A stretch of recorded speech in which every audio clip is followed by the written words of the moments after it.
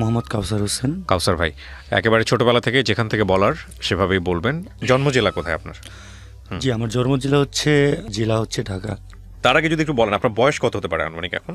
আনুমানিক 31 বা 32 এরকম হবে। ওকে, ঠিক আছে, শুরু করেন প্লিজ। আমার শুরুটা হচ্ছে, আমি একবারে শুরু থেকে, আমার গ্রামের বাড়ি, গ্রাম থেকে আমার শুরু। একটি মধ্যবিত্ত ফ্যামিলি থেকে আর কি। বাবা কি করতো? বাবা অ্যাকচুয়ালি একটি বিজনেস করতো, সেটা হচ্ছে মাছের বিজনেস করতো। আচ্ছা, বাবা মৎস্য ব্যবসায়ী ছিল। জি।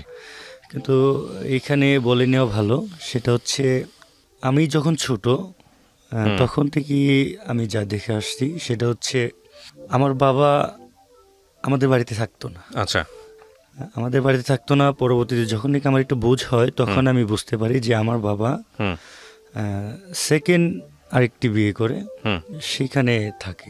আচ্ছা আচ্ছা, এটা আপনি পরিবারের কততম সন্তান ছিলেন? আমি 2 নাম্বার ছিলাম। আমরা 3 ভাই 3 বোন।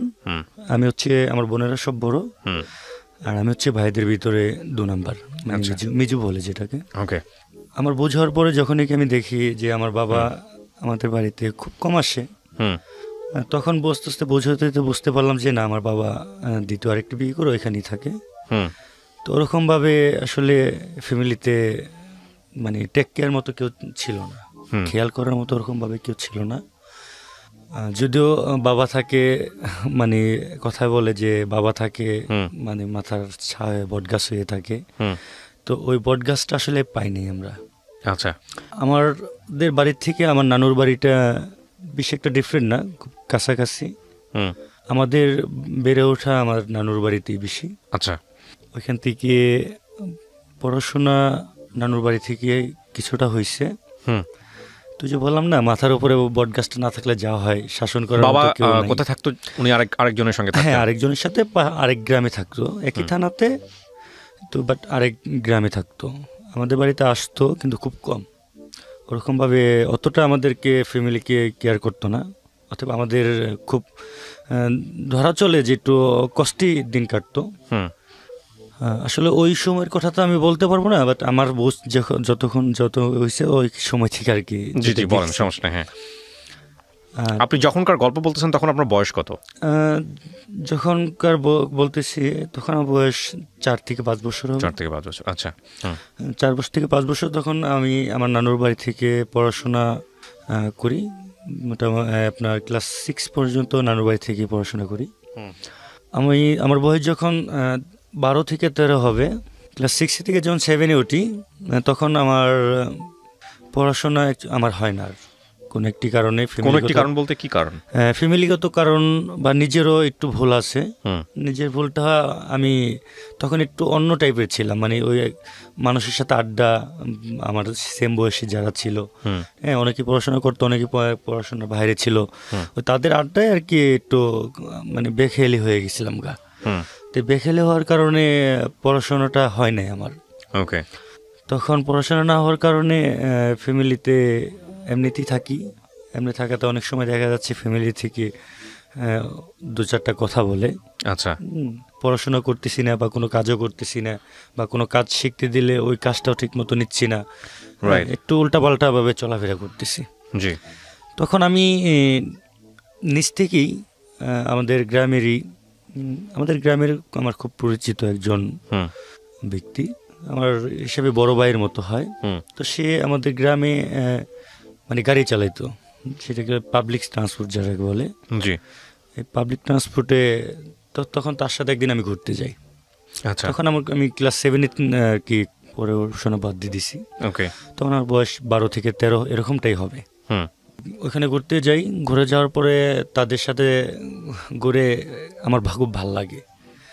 তখন চিন্তা করলাম যে বাড়ি থেকে কাজের প্রেশার দিচ্ছে, আর কাজের প্রেশার কি, মানে যে কোনো একটা কিছু করার জন্য, হয়তো কাজ শেখার জন্য, নয়তো কোনো একটা কাজ করার জন্য, পড়াশোনা যেহেতু করতেছি না, হ্যাঁ, এরকমটা হয় আর কি।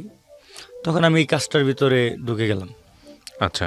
তখন এই কাজের ভিতরে থাকা অবস্থায় বেশ কিছুদিন হয়ে যাওয়ার পরে আমার খুব ইচ্ছা থাকে, যেহেতু কিছু করতে পারি না বা কিছু পড়াশোনা করতে পারি না, কিছু হাতের কাজও জানি না, এই কারণে ইচ্ছা থাকে যে গাড়ি চালানটা আমি কমপ্লিট করব।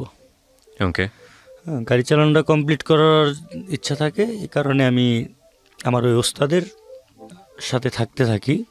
ওইখানে আমি মানে ড্রাইভিং শিখতেছেন আপনি? ড্রাইভিং শিখতে কি আমি ওইখানে মানে হেল্পারি করি। ওকে, হেল্পারি করি। এটা কি ধরনের গাড়ি? এটা হচ্ছে লেগুনা টাইপের গাড়ি। লেগুনা। কোথায় হেল্পিং করছেন? মানে ঢাকাতে? এটা এটা নবাবগঞ্জ। নবাবগঞ্জে? জি, ওকে, নবাবগঞ্জে আমি ওখানে হেল্পারি করতে থাকি। তো অনেক দিন হওয়ার পরে আমার ওস্তাদ যে ছিল সে আমাকে সে গাড়ি চালানটা কিছুটা কমপ্লিট করায় দেয়। ওকে। তো আমি খুব আগ্রহের সাথে আরো বেশি তার ওস্তাদকে খুব বেশি কেয়ার করি, তার কথা শুনি, যেন ওস্তাদ আমার উপর খুশি হয়ে যেন আমাকে গাড়ি চালানোটা শিখিয়ে দেয়। তো ওস্তাদের সাথে ওস্তাদের বাড়িতে গেতাম। আচ্ছা। ওস্তাদের বাড়ি ছিল হচ্ছে মানিকগঞ্জ জেলাতে পড়ছে, হ্যাঁ, বনপাড়িল নামের একটা গ্রাম। সম্ভবত এটা সিঙ্গেল থানা এরকম হবে। জি। তো তাদের ওইখানে আমি গেতাম, অনেক সময় গেতাম। আচ্ছা। বেশি সময়টাই আমার ওইখানেই কাটতো, ছুটির সময়টা। তো আমার বয়স তখন মোটামুটি দীর্ঘ 2-3 বছর কেটে গেছে। আমার বয়স যখন 15 ক্রস হয়ে গেছে গা, তখন আমি ড্রাইভিং কমপ্লিট করে ফেলছি। ড্রাইভিং কমপ্লিট করে আমি অলরেডি আমাদের গ্রামে মানে ওইটাকে চান্স বলে আর কি, যদি কেউ রুটে নতুন গাড়ি চালান শিখে যদি কেউ গাড়ি পায় তাহলে ওইটাকে বলে যে চান্স দেওয়া হয়েছে। আচ্ছা, ঠিক আছে। তো আমি রুটে চান্স পাইছি।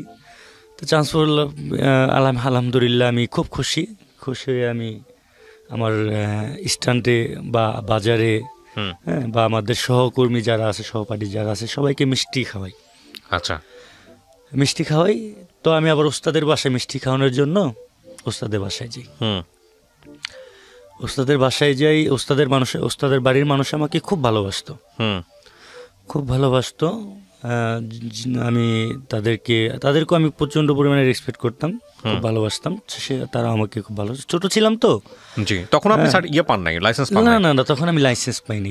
তখন আমার বয়স অনলি 14 ক্রস করে, হয়তো 15-তে আমি।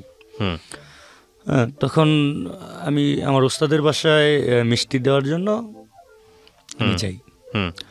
তো যাওয়ার পরে বললাম না, আমার ওস্তাদের ফ্যামিলি যে যারা আছে, ওস্তাদের আম্মু বা ওস্তাদের ওয়াইফ, ওস্তাদের বড় বোন, ঠিক আছে, বা যারা আছে সবাই আমাকে খুব ভালোবাসতো, আর ছেলে হিসাবে খুব ভালো জানতো।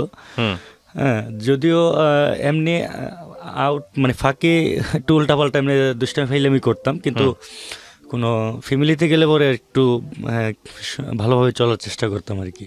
মানে এই বুঝটা ছিল ভিতরে, এই বুঝটা ভিতরে ছিল। আলহামদুলিল্লাহ তখন মিষ্টি নিয়ে যাই। যাওয়ার পরে আমার ওস্তাদের বাসায় ছিল না। ওকে। আমি যখন ওস্তাদের বাসায় যাই, ওস্তাদের বাসায় ছিল না।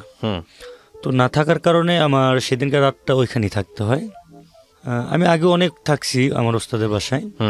তো ওইখানে রাত্রে থাকি। আমার ওস্তাদের বড় বোন আর আত্মীয়স্বজন পাশাপাশি বাসা। তো আমি থাকি, যখন যাই তখন শুনে যে কাউসার আসতে, মিষ্টি নিয়ে আসতে, ও রুটে চান্স পাইছে। তো এই কথা শুনে আমাদের, আচ্ছা, রোডের চান্সটা কে দেয়? রুটের চান্সটা হচ্ছে কি আমাদের সরকার তো দেয়ার কথা না। না, এটা হচ্ছে মানে আপনাদের মধ্যে হ্যাঁ, আমাদের ঠিক আছে গাড়ি চালাও, হ্যাঁ গাড়ি চালাও, বুঝতে পারছি এরকমটা।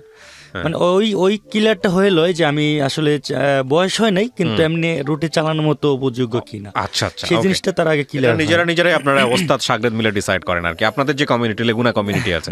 বুঝতে পেরেছি। হ্যাঁ, তারপর সেদিনকে রাত্রে আমার ওইখানে থাকতে হয়। আর তাদের আত্মীয় স্বজন যারা আছে, অবশ্য সেদিনকে রাত্রে অনেক মজা করি, যেহেতু অনেক আত্মীয় স্বজন ছিল। ওস্তাদের আত্মীয় স্বজন মানে আমারও আত্মীয় স্বজন হয়ে যায়, সম্পর্কটা এত ভালো হয়ে যায়। তখন ওস্তাদের মানে ছোট বোন, ঠিক আছে, ছোট বোন সে আমার কাছে আসে। তখন আমাকে ভাইয়া বলেই ডাকতো। আচ্ছা, ঠিক আছে। মানে আমার বড় ছিল, কিন্তু আমাকে ভাই কই আর কি সম্বোধন জানাইতো। তখন আমার বলতেছে, কাউসার ভাই তুমি একটু আসো, তোমার সাথে কথা আছে। আচ্ছা। তা আমি আসলে তো চিন্তা করলাম যে ঠিক আছে, তাহলে যে আগে কথাটা শুনি। তারপর আমি আপুর কাছে যাই। আপুর কাছে যাওয়ার পরে বললাম যে আপু বলেন।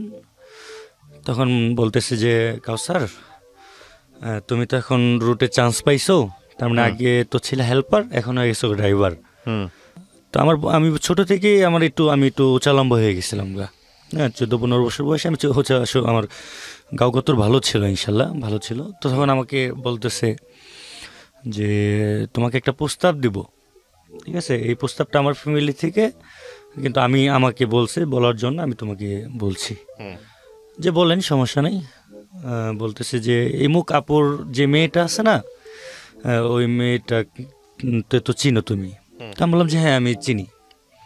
ওই মেয়েটা তোমাকে খুব পছন্দ করে, তুমি কি এতে কি কোনো রাজি আছো কি না?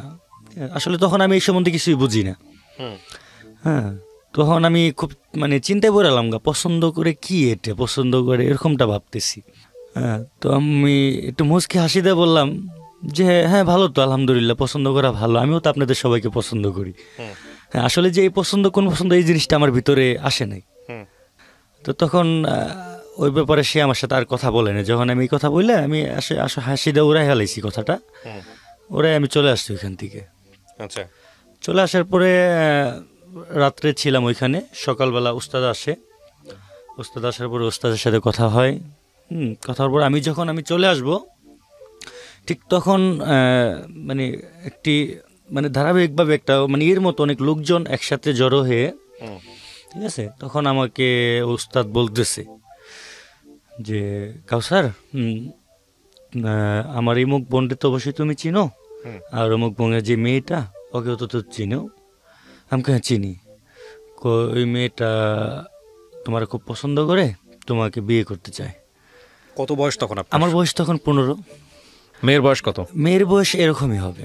এই অবস্থায় আপনাকে অফার দিল? আমাকে মানে অফার আপনি রোডে দিছে। উঠে গেছেন, গাড়ি চালাতে পারেন এই কারণে? হ্যাঁ, এই কারণে। ওকে।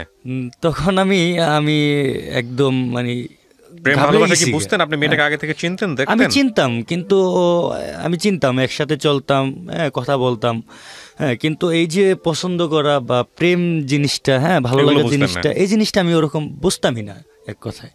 তখন আমি আমার ওস্তাদে বললাম যে ওস্তাদ, আসলে এই বিষয়ে তো আমি কোনো কথা বলতে পারবো না, আর যেহেতু আমার বয়স এখন হয় না ওরকম, আপনি নিজেও জানেন এটা, অতএব এটা বয়সটা হোক, পরবর্তীতে এটা দেখা যাবে।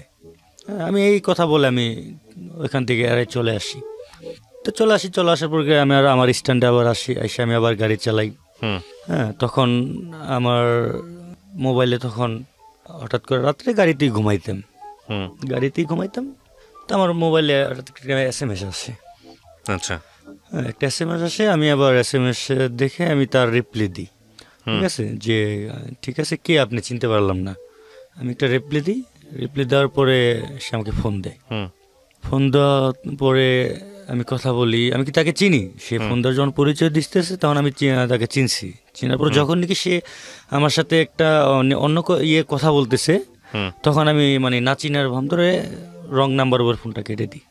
আচ্ছা, ফোনটা কেটে দিই, কারণ আমি এই বিষয়ে আসলে কথা বলতে চাচ্ছিলাম না। ঠিক আছে, আর মেয়েটা, হ্যাঁ, ও আমাকে পছন্দ করে, কিন্তু আমার অতটা পছন্দ ছিল না। আচ্ছা, এটাও একটা কথা। হ্যাঁ, আমার অতটা পছন্দ ছিল না, এই কারণে আমি অ্যাভয়েড করতাম তাকে। তো এমন করতে বেশ কিছুদিন যাওয়ার পর আমাকে আবার ওস্তাদের বাসায় যে কোনো একটা কারণে যাইতে হয়। তো ওস্তাদের সুমন্দি ছিল আর কি, সুমন্দির বিয়েতে। হ্যাঁ, সুমন্দির বিয়েতে আমার যাইতে হয়। তো ওইখানে যাওয়ার পরে ওই বিয়েতে যাওয়ার পরে তার সাথে আবার মিট হয়, তার সাথে আবার দেখা হয়। হ্যাঁ, দেখা হওয়ার পরে ওইখানে তো অনেক কথাবার্তা বলে মোটামুটি একটা ভালো একটা ইয়ের ভিতরে, একটা কথা ভিতর চলে আসছি। হ্যাঁ, তখন মোবাইল নাম্বার আবারও আমারটা নেয়। হ্যাঁ, কারণ আমি মোবাইল নাম্বার আমার কয়েকটা নাম্বার ছিল, ওই নাম্বারটা আমি ক্লোজ করে ফেলি। তখন কিন্তু সিম যখন মন চায় তখনই কিনা যাইতো। ঠিক আছে, কোনো আপত্তি ছিল না, ভেঙে ফেলা যেত, যে কারণে নামে রেজিস্ট্রেশন করা যেত, রেজিস্ট্রেশন করাই থাকতো। ঠিক আছে, তখন তাকে অন্য আরেকটা সিমের নাম্বার দিই। তো ওই সিমটা আমি সবসময় খোলা রাখি না, কিছু সময় খোলা রাখি। হ্যাঁ, সেটা হচ্ছে যেহেতু আমি গাড়ি চালাই, আমার ডিস্টার্ব হবে, এই কারণে আমি দিনে ওই সিমটা খোলা রাখি না, ওইটা রাত্রে খোলা রাখি। তো এই জিনিসটাকে আমি বলে দিই আবার। ওকে। তো ওইখানে বিয়ে শেষ করে যখন নাকি আমি তাদের বাসায় আবার যাই, ওই মেয়েদের বাসায় আমি থাকি। হ্যাঁ, ওই বাসায় দাওয়াত করে নিয়ে যায়, ওই বাসায়ও থাকি আমি। আসলে মানে অন্য কোনো বিনিময় না, কিন্তু সেটা এটি যে তার ফ্যামিলিও আমার খুব পছন্দ করতো, যেহেতু মানে তারাই জানতো এটা আসলে কি কারণে, সেটা আমি জানি না। হ্যাঁ, তো এইভাবে চলতে থাকে বেশ কিছুদিন। তো আমার কাছে মনে হলো যে এইভাবে যদি চলে তাহলে মাত্র আমার শুরু, ঠিক আছে, আমি মাত্র শুরু করছি। তো এখনই যদি একটা এরকম কিছু হয় তাহলে আমি গাড়ি চালানোটা আমার প্রবলেম হয়ে যেতে পারে। কারণ যেহেতু আমরা লাস্ট যে স্টপে এসে যাইতাম ওইখান থেকে তাদের বাড়ি বেশি একটা দূরে না। আচ্ছা, ঠিক আছে। তো আমি যখন মাঝে মধ্যে আপত্তি করতাম, যখন নাকি মেয়ের আপত্তি জানাইতাম যে না আমি আসলে এখন কথা বলবো না বা আমি এর সাথে জড়িত থাকতে চাই না, তখন আমাকে অনেক সময় একটু ঠের মতোই বলা হইতো আর কি। ঠিক আছে, তখন আমার কাছে ভিতরে একটা ভয় ঢুকে যায় যে আসলেই তো ওদের বাড়ির থেকে তো এখানে খুব কাছাকাছি, হয়তো বা অনেক সময় দেখা গেছে অনেক কিছু করতে পারে তারা। হ্যাঁ, তো এই জিনিসটা চিন্তা করে মানে ওইখান থেকে গাড়ির চালানটা বন্ধ করে দেওয়ার সিদ্ধান্ত নিই। আচ্ছা। হ্যাঁ, তো আমার ভিতরে একটু ভয় কাজ করে। তো ভয় কাজ করে না, আমি আসলে চিন্তা করছিলাম যে ওই গ্রামেই গাড়ি চালাবো অনেকদিন, বেশ ওইখানেই থাকবো, এরকম চিন্তা ভাবনা থাকে। কিন্তু ওই চিন্তা ভাবনাটা আমি আর হয় না আমার ওই গাড়িটা। তখন আমার বোনের ভিতর ছোট বোন, যে আমার ছোট বোন তখন ঢাকাতে থাকতো, ঢাকা বাড্ডাতে থাকতো। তখন আমার ওই বোনকে আমি ফোন দিই, ফোন দেওয়া বলি যে আপু আমি তো ঢাকাতে আসতে চাচ্ছি এখন। কি ধরনের বোন উনি আপনার? আমার আপন ছোট বোন। আপন ছোট বোন, হ্যাঁ, ঠিক আছে, আমার আপন ছোট বোন। আপন ছোট বোনকে আপনি আপু বলেন? হ্যাঁ, আচ্ছা, ঠিক আছে, যে আপু আমি তো ঢাকা আসতে চাইতেছি, তাহলে কি করা যায় বলেন তো, আমার জন্য কোনো একটা কাজ ব্যবস্থা করে দিতে পারবেন কিনা। এখন যেহেতু একটা বয়স, মোটামুটি একটা বয়স হয়ে গেছে গা, হ্যাঁ, কারণ 14-15-16 বছরের একটা বয়স, আর একটা হাত খরচ লাগে। কারণ গ্রামে যদি এভাবে বাড়িতে বসে থাকি, ছিলাম কিছুদিন বসে ছিলাম, হ্যাঁ, 15 দিন 1 মাসের মতো এমনিতেই ছিলাম, তাতে আমার খুব সমস্যা হয়ে যায়। তো সমস্যা হওয়ার কারণে আমি আপুকে ফোন দিই।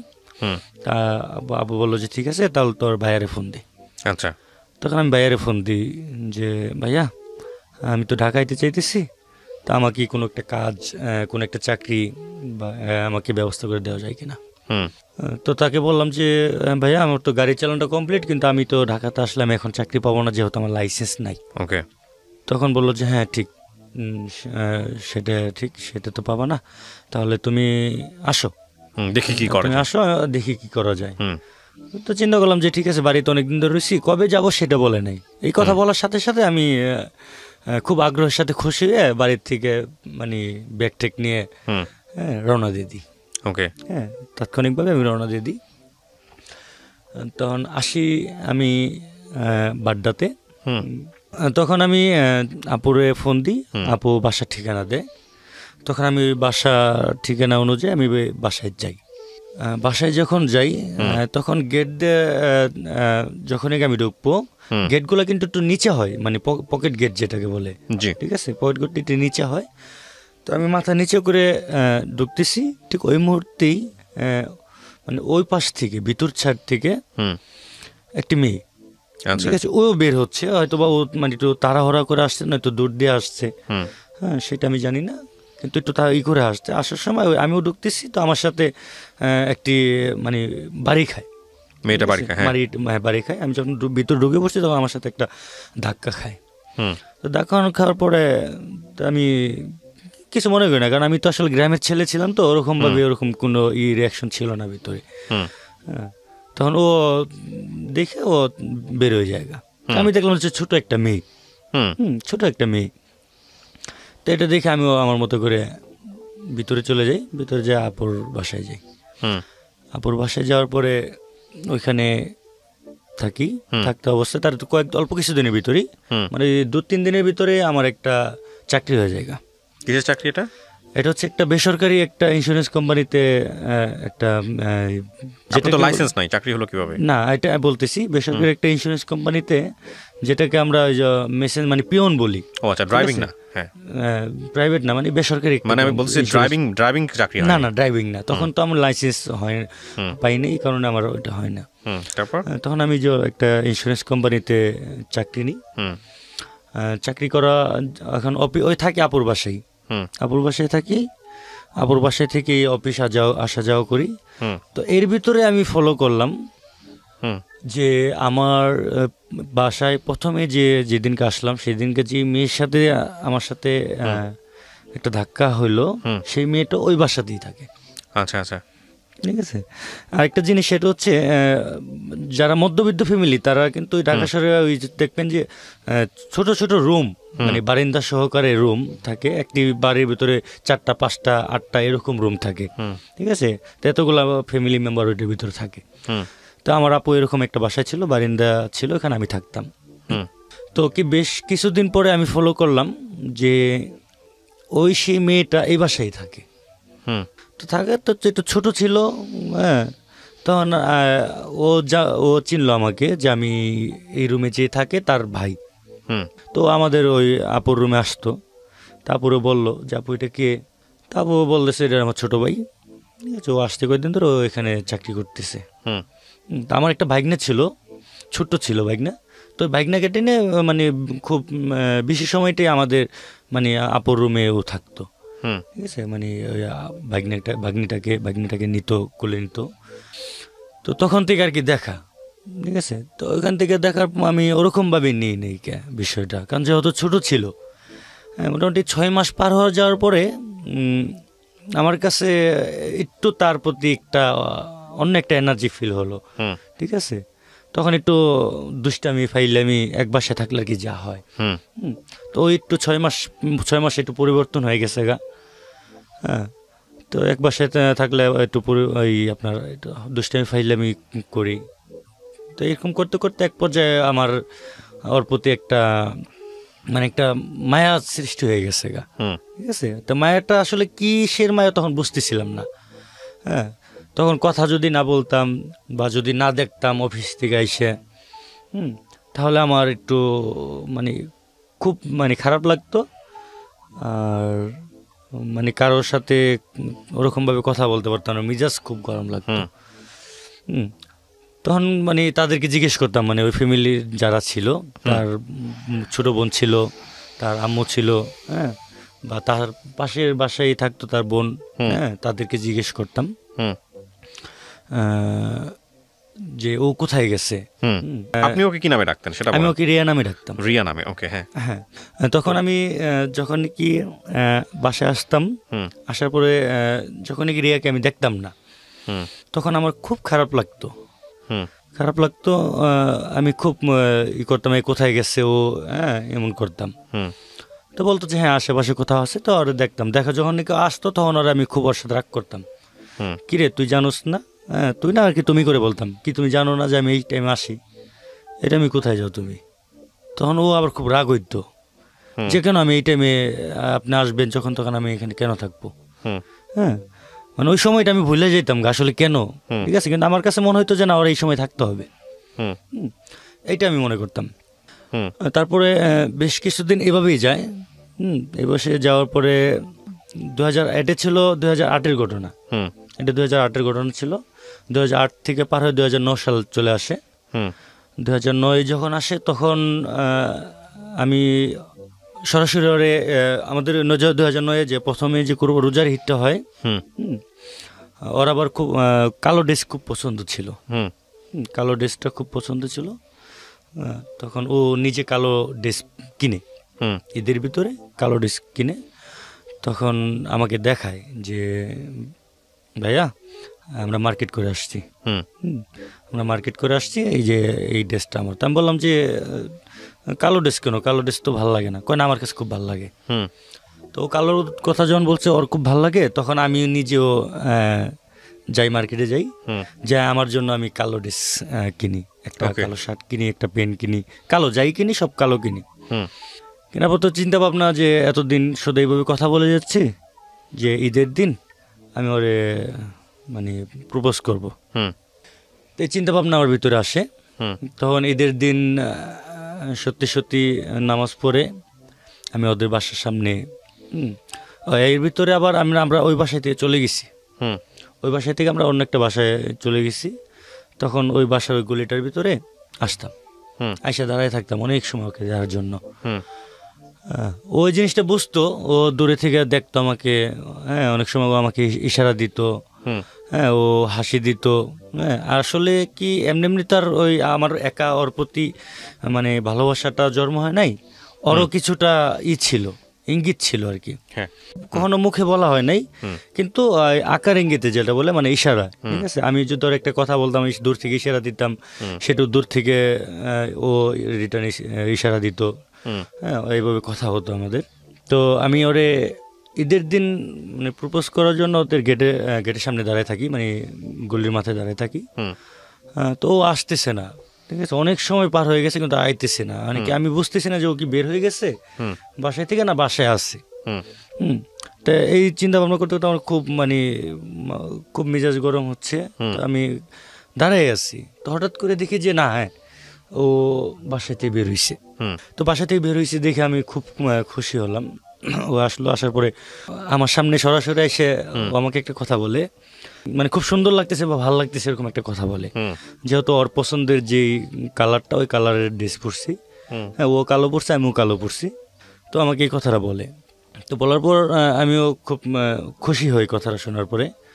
তো ও হাঁটতেছে, তো আমি ওর সাথে হাঁটতেছি, তো হাঁটতে হাঁটতে ওর আমি বলি যে রিয়া, তোমার সাথে একটু কথা ছিল। তো ও আমার দিকে তাকায় দাঁড়ায়, তো আমাকে বলে যে আপনি আমাকে কি বলবেন সেটা আমি জানি, সেটা আমি জানি, কিন্তু এটা সম্ভব না, এটা কোনোভাবেই সম্ভব না। তো এই কথা বলার পরে আমি কইলাম যে আমি বললাম না কিছু, না বলার অর্থে তুমি সম্ভব না বলতেছো, হ্যাঁ আগে পুরোটা শোনো। কয় না, পুরোটা শুনতে হবে না, আমি জানি যে আপনি আমাকে পছন্দ করেন, ঠিক আছে, এমন কেউ সুন্দর পছন্দের, আপনি আমাকে প্রচণ্ড পরিমাণে ভালোবাসেন, সেটা আমি জানি, হ্যাঁ কিন্তু আমার আপনাকে ভাল লাগে, আমার আপনাকে ভাল লাগে, কিন্তু আপনার সাথে কোনো রিলেশনে যাওয়া আমার পক্ষে সম্ভব না। তো এই কথা বলার পর আমার ও চলে যায় আমার এখান থেকে, চলে যায়। তো আমি খুব খারাপ লাগে, তো আমি চলে আসি, আমি ও বাসায় চলে আসি। বাসায় চলে আসে আবার সন্ধ্যার দিকে আবার যাই, হ্যাঁ যাই ওদের ওইখানে দাঁড়ায় থাকি ওকে দেখার জন্য, ওর সাথে কথা বলার জন্য। তো এক পর্যায়ে ও একটু বিরক্ত হয়ে যায়, ও একটু বিরক্ত হয়ে যায়। হ্যাঁ আমি অনেক দিন, মানে ওই যে ঈদের দিন যে আমি প্রপোজ করলাম না, তারও প্রায় 6 মাস পরে, 6 মাস পর্যন্ত আমি প্রতিনিয়ত ওর মানে ছায়ের মতো পিছনে লেগেছিলাম। আচ্ছা, ঠিক আছে, আমি সবসময় ওকে ফলো করতাম, হ্যাঁ ও স্কুলে যাইতো, জেনে যাইতো, হ্যাঁ আমি ওরে ফলো করতাম। তো আমার একটা মানে আসে, ওর প্রতি একটা জিদ আসে, হ্যাঁ একটা জিদ আসে যে ও পাইতে হবে, হ্যাঁ না ওই জিদটা ওই তখন আসে না যে যা দেখ ও আমাকে অ্যাভয়েড করতেছে, দরকার নেই, ঠিক আছে, তো দরকার নাই। তো এখন আমারই আরেক ফ্রেন্ড ছিল, ঠিক আছে, ও আমাকে একটা বুদ্ধি দিল, কাউসার আসলে কি মেয়েরা কিন্তু একটু হিংসটে হয়, হ্যাঁ। তো আমি বললাম যে হইতে পারে, কয় তুই এক কাজ কর, ঠিক আছে, তুই অন্য আরেকটা মেয়ের সাথে একটা রিলেশনে একটা অভিনয় কর, ঠিক আছে, অনেকটা অভিনয়টা ওর সামনে করবি, ঠিক আছে, ওর সামনে করবি, যদিও আসলে যদি তোকে ও আসলে যদি একটু ভালোবাসে তাহলে অবশ্যই তোর একটা কথা কিছু না কিছু বলবে, ঠিক আছে, তুই এরকম একটা কাজ কর। তা আমি বললাম যে আমি এরকম মেয়ে পাবো কোথায়, ঠিক আছে। তো বললো যে ঠিক আছে তুই দেখ, যদি ওর তোর জানা মতো কিছু যদি কেউ না থাকে তাহলে আমি ব্যবস্থা করে দিব।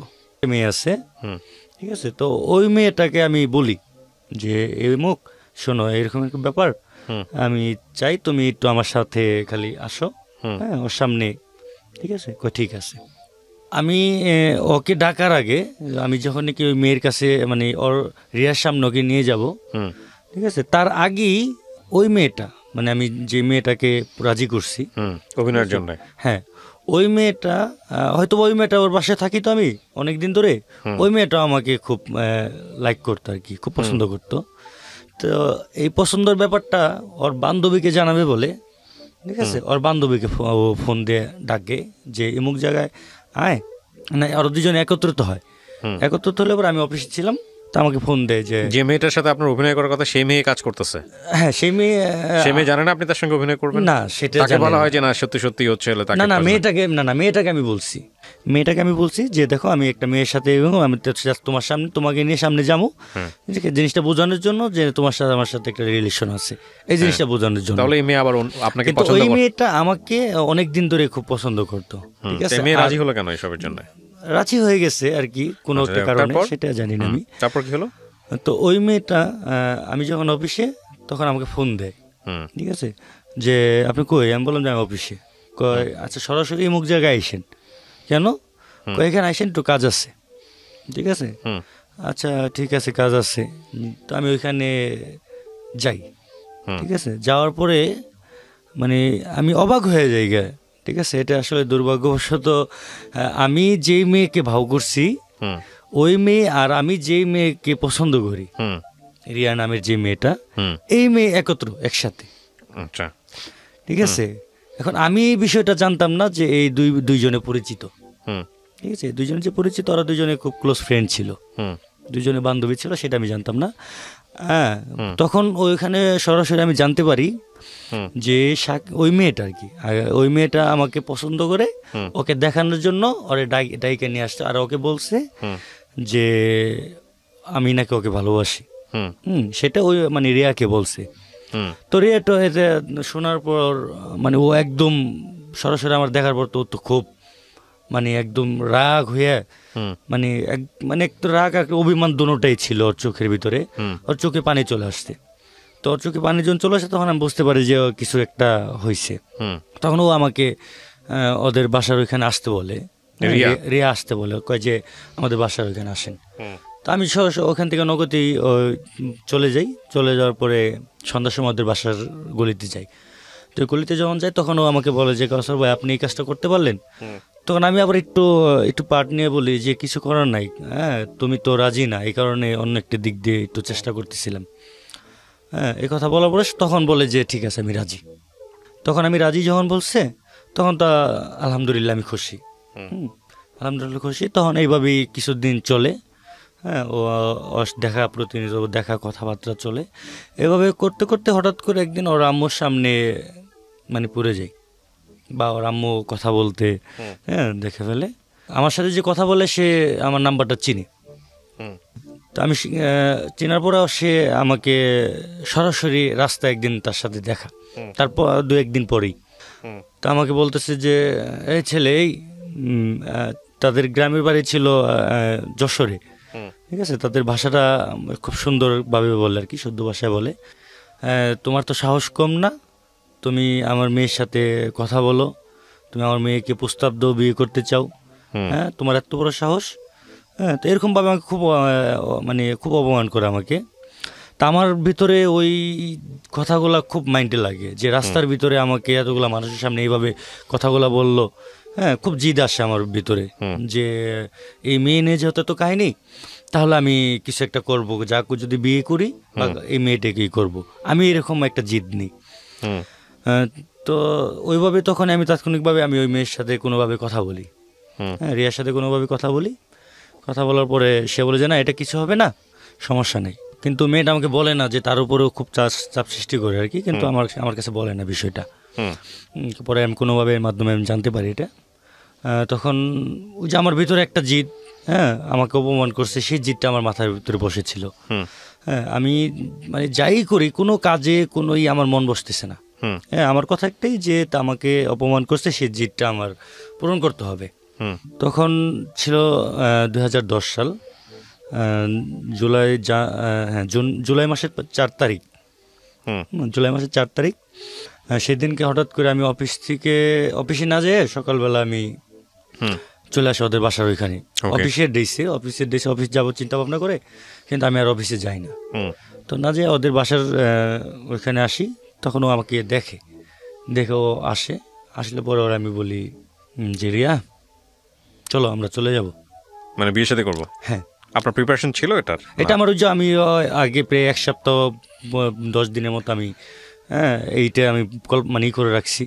হ্যাঁ, আমার প্রিপারেশন ছিল, ওরে প্রস্তাব করছি, কিন্তু বাট ও প্রথমেতে মানে ওরকমভাবে ছিল না, ও মনে করছে যে আমি দুষ্টামি করতেছি।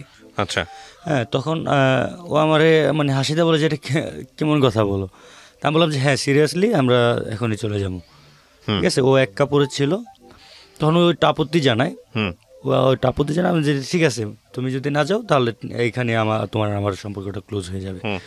হ্যাঁ, যখন এইভাবে বলি তখন ও বলে যে ঠিক আছে, এটা তো আমিও চাই না, ঠিক আছে আমিও রাজি। তখন ও এক কাপড়ে যে নামছে না বাসায় থেকে, তখন ও আমার সাথে সকালবেলা আমার সাথে চলে আসে। আচ্ছা, হ্যাঁ চলে আসে। তখন কোথায় যাব, কোথায় যাব ওরকমভাবে প্ল্যান করে নেই কখনো। তো ওখান থেকে আমাদের গ্রামের উদ্দেশ্যে রওনা হই। ওকে, গ্রামের উদ্দেশ্যে রওনা হই। এখন ফ্যামিলির কাউকে জানাইনি, ফ্যামিলির কাউকে জানাইনি। আমার এক ফ্রেন্ড ছিল, তাকে একমাত্র জানানো হয়েছে যে আইতেছি আমি, এরকম এরকম ব্যাপার। তো সেও গাড়ি চালাইতো আর কি, সেও গাড়ি চালাইতো। তো বললো যে ঠিক আছে, আর কি করা, যেহেতু চলেই আসছো, যদি বাসায় না যাওয়া সম্ভব হয় তাহলে আসো। তখন আমি যাই। যাওয়ার পরে তখন ওখানে আমি আরেকটা কাজ করি, সেটা হচ্ছে আমার যে উস্তাদ ছিল, হ্যাঁ আমার ওই উস্তাদকে আমি ফোন দিই। হ্যাঁ, যেহেতু সে আমার একজন ছিল। তখন আমি বলি যে ওস্তাদ এরকম ব্যাপার, আমি তো একটা মেয়ে নিয়ে চলে আসছি। হ্যাঁ, মেয়েটা আমি খুব ভালোবাসি, কিন্তু মেয়েটাকে অন্য এক জায়গায় বিয়ে দিতে চাইছি, এই কারণে আমি নিয়ে এসে পড়ছি। তো এই কথা বলতে যে ঠিক আছে তাহলে চলে আসো, আর কি করে, তাহলে চলে আসো। তারাও একই কথা বলছে। প্রথমে তো একটু শাসন করছে, যে এটা ঠিক করো নাই কে। পরে আমি নিয়ে যাই। নিয়ে যাওয়ার পরে আমি উঠি হচ্ছে আমার ওস্তাদের বাসায়, ওস্তাদের যেখানে থাকতো তার বাসায় উঠি। আপনার পরিবারও কি রাজি হতো না আপনার মানে বিয়ে দেওয়ার জন্য? না না, আসলে কি তখন কিন্তু বয়স কিন্তু প্রাপ্ত বয়স ছিল না। আচ্ছা, দুজনেরই প্রাপ্ত বয়স ছিল না? দুজনেরই অল্প বয়স ছিল। আমারও কিন্তু 17-18 এরকম তখন মাত্র। ঠিক আছে, ঠিক আছে। ওরও ওই 15, হ্যাঁ এরকম 15-16-15 মতো হবে। ঠিক আছে, দুজনের বয়স কম ছিল। তো এই কারণে আসলে বাসায় ফ্যামিলিকে বলার মতো সাহসটা হয় নাই। সাহসটা হয় নাই। তো কাউকে না জানে এই কাজটা করে ফেলি। তো করার কারণে আমি যখন আমার ওস্তাদের বাসায় যাই, তখন ওস্তাদ বলি যে ওস্তাদ, যে এখন কেমনে কি করা যায়, আমি তোরকে বিয়ে করব, কারণ বিয়েটা কেমনে করা যায় এটা আপনাদের করাই দিতে হবে। তখন বললো যে ঠিক আছে, তাহলে আজকে তো সন্ধ্যা হয়ে গেছে, তাহলে আজকে তো সম্ভব না, তাহলে কালকে আমরা কাজী ডাকবো বা কাজী অফিসে যাব। বলো ঠিক আছে। তখন যাই, কাজী অফিসে যাই। কাজী অফিসে যাওয়ার পরে আমাদের এখন মেয়ের তো বয়স অল্প, মেয়ের জন্ম নিবন্ধন বা এই ছাড়া তো কাজী বিয়ে করাবে না। তখন আমি আরেকজনকে মেয়ের বোন বানাই। ঠিক আছে, আরেকজনকে মেয়ের বোন বানাই। তো আমার গার্জেন থাকে আমার উস্তাদ আর আমার 2 বন্ধু ছিল। আর মেয়ের গার্জেন থাকে হচ্ছে আমার এক যাদের বাসায় উঠছিলাম আমি, খালা ডাকি যাকে, আমার ফ্রেন্ডের আম্মু, তাকে বানানো হয় মেয়ের বড় বোন। আচ্ছা, ঠিক আছে, আরেকজন সাক্ষী, 3জন সাক্ষী লাগে। তো 3জন করে ব্যবস্থা করি। তারপরও ব্যবস্থা করে এখানে বিয়েটা কমপ্লিট করি। ঠিক আছে, বিয়েটা কমপ্লিট করে আমরা ওখান থেকে চলে আসি বাসায়। বাসায় তখন আমি লাইসেন্স করার জন্য দিছি। তখন আমার লাইসেন্সটা প্রায় কমপ্লিট পর্যায়ে। ঠিক আছে, কমপ্লিট পর্যায়ে যেদিনকে আমি বিয়ে করি সেদিনকে ছিল জুলাই মাসের 4 তারিখ ছিল, যেদিনকে চলে যাই। আর বিয়েটা করছি জুলাই মাসের 5 তারিখ ছিল, একদিন পরে বিয়ে করি। ঠিক সেই দিনকেই আমার ফোন আসে যে আমার লাইসেন্সটা কমপ্লিট হয়ে গেছে। ঠিক আছে, আমার লাইসেন্সটা নিতে হবে। তো চিন্তা করলাম যে এরকম একটা দুর্ঘটনা ঘটায় লাইছি, তা আমি তো লাইসেন্সটা যদি এখন আমার থাকে তাহলে একটু বল থাকবে। ঠিক আছে, আমি যে কোনো জায়গায় আমি কিছু একটা করতে পারবো। তো এই কথা চিন্তা ভাবনা করে তারপরের দিন, সেদিনকার রাতটা ওই খালার বাসায় রইলাম। তো তারপরের দিন আমি সকালবেলা আমি ঢাকাতে আবার ব্যাক করি, ঢাকাতে চলে আসি। ঢাকাতে আসার পরে আমি লাইসেন্সটা নিই। ঠিক আছে, লাইসেন্সটা নিয়ে আমি এর ভিতরে আমার মোবাইল ফোন সব অফ করে রাখি। ঠিক আছে, আমার বন্ধুর মাধ্যমে খবর নিতেছি যে কি হচ্ছে, এদিকে কত রোগে কী হচ্ছে। আমার এদিকে যে বন্ধুগুলো ছিল বাড্ডার দিক দিয়ে, তখন তারা রাত্রে সন্ধ্যার দিকে আমাকে জানায় যে কাউসার, এখানে তো খুব ঝামেলা হয়ে গেছে অলরেডি থানায় লোক গেছে, অলরেডি আমাদের কয়েকজনের নামে তারা জিডি করছে। ঠিক আছে, এমনকি আমাদের ধরতে পারে এরকমও ঠেট দিছে আমাদেরকে। ঠিক আছে, যেহেতু তারা একই মহল্লার। তো আমি বললাম যে ঠিক আছে, তোরা একটু দূরে দূরে থাকিস। এই কথা বলে আমি আমার যাচ্ছি, গ্রামে যাইতেছি, আমার মানে যেখানে আমার ওয়াইফকে রেখে আসছি। ঠিক আছে, ওইখানে যাইতেছি। তো যাওয়ার সময় আমার আরেক বন্ধু, সেটা হচ্ছে আমার গ্রামেরই বন্ধু, ঠিক আছে। তো এইখান থেকে আবার মেয়ের ফ্যামিলি থেকে আমার যে এখানে বোন জামাই ছিল তাদেরকে খুব প্রেশার দেয়, তাদেরকেও থ্রেট দেয়, আপনার এই পুলিশদের থ্রেট দেয়, এলাকার মানুষদের থ্রেট দেয়, ঠিক আছে। থ্রেট দিলে তো যেহেতু এখানে আমার বোন জামাই এখানে চাকরি করে, এখানে থাকে, ঠিক আছে, তারা একটু ঘাবড়ায় যায়। আর তাদেরকে বলা হয়েছে যে মেয়ে নাকি বহুত কিছু বাসায় থেকে নিয়ে তারপরে ছেলের সাথে পালাইছে, ঠিক আছে, এরকমটা বলা হয়েছে। তো বললাম যে ঠিক আছে, আমি বললাম যে ঠিক আছে, আমি ফ্যামিলিতে কথা বলতেছি। তখন আমার ফ্যামিলিতে আমি আমার বোন জামাইকে আমি ফোন দিই। ফোন দেওয়ার পরে সে তো খুব রাগ, আমাকে গালি শুরু করে দিছে। তুই যে মেয়েকে নিচ্ছস, মেয়ে তো অনেক টাকা নিয়ে গেছে বাসায় থেকে, অনেক সোনা গয়না নিয়ে গেছে, এখন আমাদের তো পুলিশে ধরাই দিব, ঠেট দিতেছে, আমার জিডি করছে, ঠিক আছে। তো আমি বললাম যে না, ওরকম ও কিচ্ছু আসে না, ও এক কাপড়ে আইসে, ও এক কাপড়ে আমার সাথে চলে আসছে। তো এটা বিশ্বাস করে না, আমার ফ্যামিলিও বিশ্বাস করে না। তো ঠিক আছে, আমি এই কথা বিশ্বাস না করার কারণে তা আমিও ফোন রেখে দিই, আমার টোটাল যোগাযোগ আমি অফ করে দিই। কিন্তু ওই যে আমি কথা বলছি না, ঠিক আছে, ওই কথা বলার কারণে তারা কোনো একটি মাধ্যমে আমি যেখান থেকে কথা বলছি ওইখানকার ঠিকানাটা তারা পেয়ে যায়, ঠিক আছে, মানে মেয়ের ফ্যামিলি, আমার ওয়াইফের ফ্যামিলি, পেয়ে যাওয়ার কারণে পরে আমার বোন জামাই তাদের কাছে আসে, বলে যে আপনার ভাই অমুক জায়গায় আসে, ঠিক আছে, আপনারা চলেন যাই ওইখানে। তখন আমার বোন জামাই তারা সহকারে আমি যেখানে ছিলাম ওইখানে আমাকে ধরার জন্য যাইতেছে। তখন আমি মাত্রই ঢাকা থেকে যাই, আমি আমার বাসায় পৌঁছে যে ফ্রেশ ট্রেশ হয়ে খালার বাসায় দুপুরে রাত্রে খাওয়া দাওয়া করবো।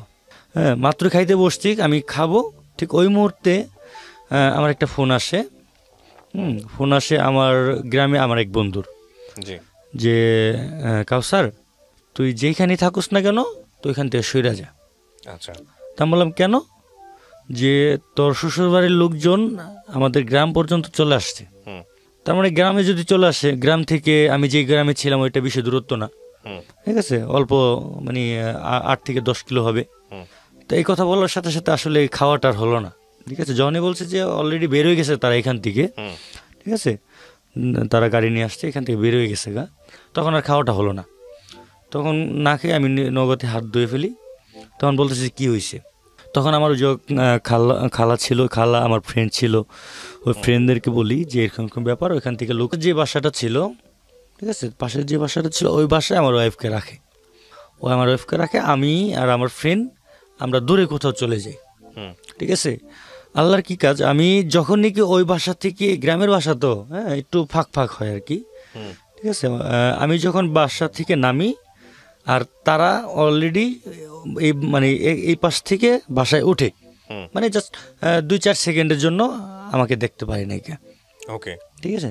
তো ওখান থেকে আমি আমার ওয়াইফকে আরেক বাসায় রেখে আমি পলাই যখন নাকি ফাঁকে যাওয়ার পরে প্রায় 2-3 ঘন্টা পরে আমার কাছে ফোন আসে, আমার ফ্রেন্ডের কাছে ফোন আসে যে না তারা চলে গেছে।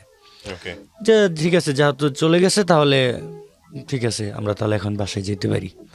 তো আমার চিন্তা ভাবনা ছিল তখন বাসায় যেয়ে আমরা কোথাও দূরে কোথাও যামোগা।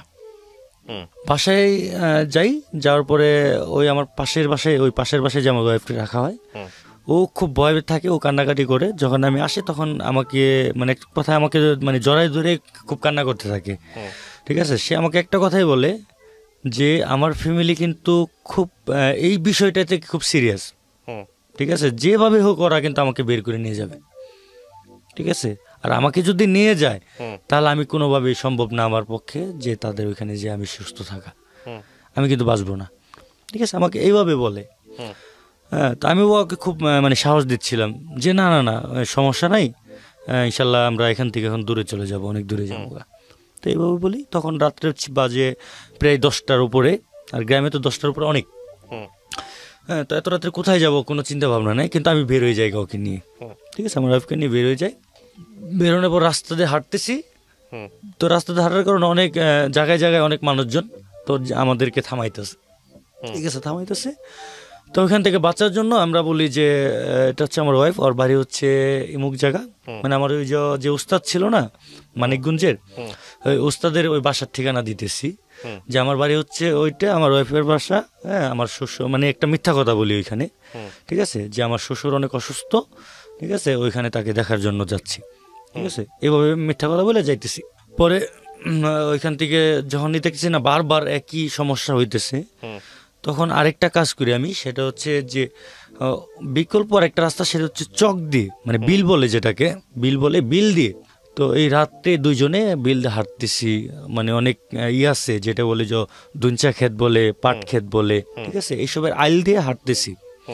তো হাঁটতে হাঁটতে হাঁটতে তো অনেক দূর, তো 30 থেকে 40 কিলো হবে, ঠিক আছে, এই 30-40 কিলো রাস্তা এই রাত্রে 9-10টা থেকে হাঁটা শুরু করছি, সকাল পর্যন্ত, ফজর আজার পর্যন্ত হাঁটছি, খুব কষ্ট করছি। ও যখন হাঁটতে পারতেছে না, ঠিক আছে, এমনও সময় গেছে রাস্তায় দুষ্টামি করে, ঠিক আছে, মানে ও তো এমনিতে, ওর আমি কাঁদিনি, পিছনে কাঁদিনি, কারণ এমনিতে তো কাঁদে উঠবে না, অনেক মানে একটা সিনেমার গল্প দিয়ে ওর আমি কাঁদিনি, তারপর আমি মাইলকে মাইল হাঁটি, হ্যাঁ, এই প্রায় 40 কিলো রাস্তা আমি হেঁটে সকাল পর্যন্ত হাইটে আমি এই মানিকগঞ্জ যেই বাসায় যাব ওইখানে যাই। ওকে, ওইখানে যাই, ওখানে যাওয়ার পরে ওই ফ্রেন্ডেরও বাসায় আমি বহুত আগে গেছি, কিন্তু এখন আমাকে চিনবে কি না আমি জানি না, কারণ 3-4 বছর আগে গেছি। তো তারপরও কারণ যে যাওয়ার কোথাও জায়গা নাই, ঠিক আছে, যাইতে হবে, হ্যাঁ, ওইখানে চিন্তা ভাবনা করে তার বাসায় চলে যাই। তারপরে ওই ফ্রেন্ডের বাসায় যাই, ওইখানে থাকি, ওইখানেও খোঁজ পাওয়া যায়, আমরা ওইখানে আসি, ওইখান থেকেও আমরা পালাই, হ্যাঁ, ওইখান থেকে পালাই আবার আরেকটা জায়গায় জায়গা, সেটা মানিকগঞ্জে চলে যায়, মানিকগঞ্জ থেকে সাভারে চলে যায়, সাভারও খোঁজ পাওয়া যায়। তেমন করতে করতে যখন আমার প্রায় 15-20 দিন এইভাবে কেটে গেল, ঠিক আছে, তখন কোনোভাবে কোনো জায়গায় দাঁড়িয়ে থাকতে পারতেছিলাম না। তখন আমি আমার ওই বোন জামাইয়ের কাছে আমি ফোন দিয়ে আমি আত্মসমর্পণ করি, ঠিক আছে, বলি যে ঠিক আছে আমরা আসবো, কিন্তু একটা সিকিউরিটি দিতে হবে আপনাদের, যে কোনো সমস্যা হবে না, ঠিক আছে। তখন মেয়ের ফ্যামিলিও বলে যে এলাকার আমরা যেখানে থাকতাম, বাড্ডাতে যেখানে থাকতাম, তা ওইখানের যেই মুরব্বী ছিল, লোক ছিল, তারা বলে যে ঠিক আছে তোমরা আসো, আমরা এটা মীমাংসার ভিতরে যাব, হ্যাঁ, আমাদেরকে বলে যে হ্যাঁ মেয়ের ফ্যামিলি মাইনে নিবে এটা, আমাদের এটা বললে আমাদেরকে নিয়ে আসে। তা আমরা আসি, আসার যখনই আমি আসি, আমার ফ্যামিলি থেকে আমাকে সরাসরি আসতে বলে থানাতে, যে থানাতে একটা সালিশ হবে, ঠিক আছে, এইখানে সালিশ করে তোমরা যে বিয়ে করছো ওই বিয়েটা হবে না, এখানে আবার সবার সামনে আবার বিয়ে করতে হবে, বিয়ে করে তারপর তোমরা ক্লোজ হয়ে যাবে এই ব্যাপারটা। তা বললাম যে ঠিক আছে, আলহামদুলিল্লাহ, যদি যাইতে হয় থানায় যেতে আমি যাবো, কোনো সমস্যা নেই। হ্যাঁ, তো আমি সরাসরি আমার ওয়াইফকে নিয়ে আগে বাসায় আসি, বাসায় থেকে আমি থানাতে যাই, হ্যাঁ, বাটারা থানাতে যাই। যাওয়ার পরে আমার কোনো কথা নাই, ঠিক আছে, যাওয়ার পরেই আমাকে যে যার রুমে যাই, যে আমি সঠিক জানি না সে এসআই না ওসি ছিল, যাওয়ার পরে সে আমাকে সরাসরি বলে যে এই কনস্টেবল ডাকে, যে একে ভিতরে ঢুকাও, ঠিক আছে। যখন কি আমার ভিতরে ঢুকানোর কথা বলে না, তখন আমি একদম বোকা হয়ে যাই। তখন ওই আমার ওয়াইফ রিয়া, ও আমার হাতটা, তখন বলে যে ওকে ভিতরে ঢোকাও, তখন আমার হাতটা ধরে, ঠিক আছে, আমার হাতটা ধরে রাখে, হ্যাঁ, তখন আমাকে খুব টানাটানি করে, ঠিক আছে, আমার ওয়াইফের কাছ থেকে ছুটাইয়া আমাকে ওই থানার ভিতরে লকআপের ভিতরে ভরে। রাত ছিল তখন, ভরে তখন আমার ওয়াইফকে তারা নিয়ে যাইতে চায়, তার ফ্যামিলির লোকজন নিয়ে যাইতে চায়, নিয়ে যেতে কিন্তু যায় না। তো না যাওয়ার কারণে ওর মার সাথে খুব খারাপ বিহেভ করে ওই, ঠিক আছে, যে আমি শুনতেছি কথাগুলা, এবার বলতেছে যে তুমি তো আমার মা না, আমি তো তোমাকে চিনি না, ঠিক আছে, এভাবে খুব খারাপ বিহেভ করে বলতেছে আমার হাত ছাড়ো, আর না আমি ভুলে যাবো যে তুমি আমার মা, এভাবেই করতেছে। পুরো এক পর্যায়ে ঝাড়া দিয়ে ছুটে ও আমার কাছে চলে আসে, হ্যাঁ, আমার কাছে এসে লকার এখানে আমার হাত ধরে অনেক এখান থেকে নেওয়ার জন্য খুব চেষ্টা করে, অনেক টানাটানি করে, কিন্তু কোনোভাবেই আমার হাত ছাড়ে না। এই সারা রাত ও আমার সাথে এই হাত ধরে দাঁড়াইছিল, ঠিক আছে, হাত ধরে দাঁড়াইছিল। হ্যাঁ, তারপরে অনেক রাত হয়ে পরে এই সকাল ভাব, তখন আমার বোনের হাজবেন্ড অনেক লোকজন নিয়ে আমাকে কোনোভাবে, ঠিক আছে, তারা যখন মানতে না, মানে একবারই মানে যাবে না এক কথাই, তখন যে থানার পুলিশ কর্মকর্তা যারা ছিল, তারা আসলে বুঝতে পারছে যে এটা এইভাবে সম্ভব না। তো এইভাবে বুঝতে পারে, তখন তারা বলছে যে ঠিক আছে, আপনার মেয়ে তো ডাইরেক্ট আপনার অস্বীকার করতেছে, ঠিক আছে, এখন আমরা এটা করতে পারবো না, মীমাংসা করতে পারবো না, এটা আপনারা কি যেভাবে পারেন আপনারা করেন, এই কথাকে বলে দেয়। তারপরে আমাকে ওইখান থেকে ছেড়ে দেয়। তো ছেড়ে দিল, আমি আমার ওয়াইফকে নিয়ে আমি আমার বাসায় চলে আসি। বাসায় চলে আসার পরে ওইখান থেকে গ্রাম এলাকায় থেকে ওই যে আমার যেখানে থাকতাম বাড্ডাতে, ওইখান থেকে একটা তারা দাবি জানায় যে ঠিক আছে আমরা এই বিয়ে মানতে রাজি না, আবার বিয়ে পড়াতে হবে। ঠিক আছে, তা আবার বিয়ে পড়ানো হয় আমাদেরকে। ওকে, আমাদের বিয়ে পড়ানো হয়। তারপরে আমি আলহামদুলিল্লাহ আমার বাসায় নিয়ে আসি, আসার পর সুন্দর চলতে থাকি। কিন্তু একটাই সমস্যা ছিল, সেটাই ছিল যে আমি যে প্রথম মেয়েটাকে নিয়ে চলে আসি, তখন কিন্তু আমি চাকরিটা জবটা ছেড়ে দিয়ে আসি। ঠিক আছে, যেহেতু একবারে চলে আসি, তখন কিন্তু আমার এই জবটা ছিল না। তো না থাকার কারণে আমার চলতে খুব সমস্যা হচ্ছিল। আচ্ছা, খুব সমস্যা ছিল, যেহেতু আমি আমার বোনের হাজবেন্ডের বাসায় ছিলাম। ঠিক আছে, আমার মাও ছিল এখানে অনেকদিন, আমার মাও ছিল। তখন থাকা অবস্থায় আমাকে খুব চাপ সৃষ্টি করে আমার বোনের জামাইও।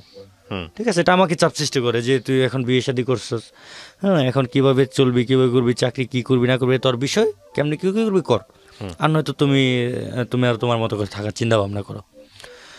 তখন আমি একদম পাগলের মতো হয়ে যাই। ঠিক আছে, কোনো কাজ পাচ্ছি না, কোনো চাকরি পাইতেছি না। ঠিক আছে, মানে হতাশ হয়ে যাই একদম। তখন আমি ছিল রোজার মাস, তখন রোজার মাস ছিল। তখন আমি সারা সকালবেলা বেরোয় যাই, সকালবেলা বেরো আমি শুধু কাজ খুঁজি, কোনো কাজ পাই না। হ্যাঁ, এর মধ্যে আমার ওয়াইফ যে ছিল রিয়া, ঠিক আছে, সেও খুব আমাকে করে। তো চিন্তা করে খালি আমি একটা ভরসা দিই, সেটা হলো যে ঠিক আছে আল্লাহ ভরসা, টেনশন নিও না, একটা ব্যবস্থা হয়ে যাবে। এইভাবে 15-20 দিন 15 দিনের মতো এইভাবে যায়। 15 দিনে যাওয়ার পরে তো আমি কোনো দিশা না পেয়ে, মানে একটা টাকা নাই পকেটে, একটা টাকা নাই। ঠিক আছে, মানে আমার কাছে যা ছিল সব খরচ হয়ে গেছে গা, কোনো টাকাই নাই আমার কাছে। আমি যে আমার ফ্যামিলি কারো চাবো, ঠিক আছে, তারাও আসলে হেল্প করতেছে না। তাদের কথা হচ্ছে আমাদের তো খাওয়াইতেছি, তারা আমাদের খাওয়াইতে, স্যার আমাদের কেন আর টাকা দিবে, আর নিজেদের তো একটা খরচ আছে, স্বামী স্ত্রীর একটা আলাদা একটা খরচ আছে। এই খরচটা আমি কোনোভাবে ম্যানেজ করতে পারতেছি না। তো ম্যানেজ করতে না পারার কারণে আমি হাঁটতে হাঁটতে মহাখালীর দিকে যাই। ঠিক আছে, আসলে কি এটা আজ পর্যন্ত কেউ জানে না। ঠিক আছে, আজকে বলতেছি যে এক পর্যায়ে আমি একটা রিক্সার গ্যারেজে যাই।